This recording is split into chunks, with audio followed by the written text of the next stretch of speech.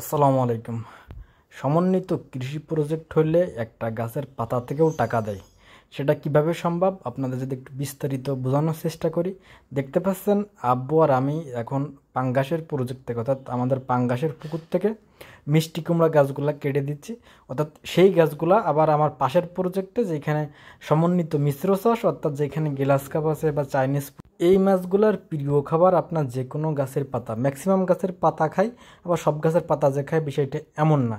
এখন আমার যদি এই সমন্বিত প্রজেক্ট না থাকতো অর্থাৎ আমার গ্লাস কাপ বা চাইনিজ ফুডি যদি না থাকতো তাহলে কিন্তু আমার এই যে মিষ্টি কুমড়ার গাছগুলা ফেলাই দিতে হতো। অর্থাৎ আমার সমন্বিত প্রজেক্ট হওয়ার কারণে এই গাছটাও আমি কাজে লাগাইতে পারছি, আমার গাছটাও কিন্তু নষ্ট হয় না, এমনকি আমরা ফেলে দিই নাই। অর্থাৎ আমাদের প্রতিটা জিনিসই একদম আমার A to Z আপনার পুরোটাই আমরা কাজে লাগানোর চেষ্টা করি এবং সেটা কাজে লাগানো যায় আমাদের সমন্বিত প্রজেক্ট হয়। যদি সমন্বিত না হতো, আমরা যদি যে কোনো একক কৃষি করতাম, সেক্ষেত্রে এই সবগুলো কিন্তু আমরা কাজে লাগাতে পারতাম না। আর মূলত এই পুকুর থেকে মিষ্টি কুমড়া গাছ কেটে দেওয়ার কারণ হচ্ছে পুকুর ছায়াযুক্ত থাকায় প্রাকৃতিক খাবার তেমন তৈরি হচ্ছে না। অর্থাৎ পুকুরে যদি আপনার সূর্যের আলো না লাগে সেক্ষেত্রে কিন্তু জুপ্ল্যান্টং বলেন বা ফাইটোপ্ল্যান্টং বলেন উৎপাদন হয় না। এই কারণে মাছ চাষের জন্য আপনার অবশ্যই রোদযুক্ত জায়গা লাগবে।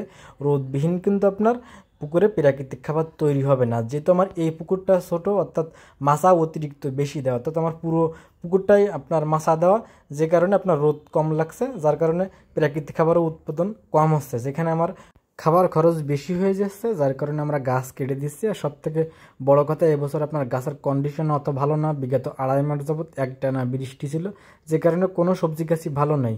তো এই জন্য আমাদের সব মিলিয়ে আসলে মিষ্টি কুমড়া গাছের অত বেশি প্রয়োজন এখন নেই। তার থেকে আপনার মাছটা গুরুত্বপূর্ণ, যে কারণে মিষ্টি কুমড়া গাছ এক সাইডে আমরা ক্লিয়ার করে দিচ্ছি। আস্তে আস্তে পুরো পুকুরটাই ইনশাল্লাহ ক্লিয়ার করে দিব। এক কথায় যারা কৃষিতে যুক্ত হতে চান, আপনাদের জমি যাই থাকুক বা যতটুকু বাজেট থাকুক, আপনারা চেষ্টা করবেন কৃষির ভিতরে যা যা আছে সব কিছুই কম কম করে করার জন্য। তাহলে দেখবেন যে আপনার পুরো সিস্টেমটাই কাজে লেগে যাচ্ছে।